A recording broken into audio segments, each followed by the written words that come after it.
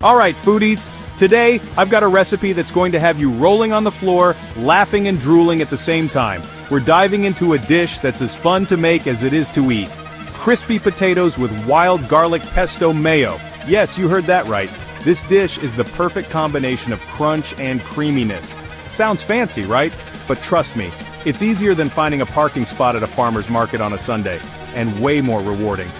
First things first, let's tackle these potatoes. They're the star of the show after all. Grab a bunch of those little spuds. You know, the ones that are so cute you almost feel bad eating them. Almost. These little guys are perfect for roasting. Now give them a good scrub. No one wants to bite into dirt unless you're into that sort of thing. Clean potatoes make for a better eating experience. Cut them into wedges. Not too thin, not too thick. Think Goldilocks. Just right.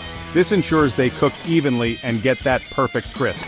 Toss them in a bowl with olive oil, salt, pepper, and a sprinkle of paprika if you're feeling spicy. The spices add a nice kick to the potatoes. Spread them out on a baking tray and pop them into the oven at 220 degrees Celsius for about 35 minutes. Make sure they're in a single layer for even cooking. You'll know they're done when they're golden brown and crispy, just like your favorite childhood memories. The aroma will be irresistible. While those little taters are getting crispy, let's whip up the wild garlic pesto mayo. Sounds complicated? It's not. It's actually quite simple and quick.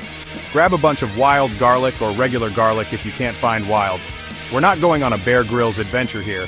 The garlic will add a robust flavor. Throw it into a food processor with some Parmesan cheese, pine nuts, lemon juice, and olive oil.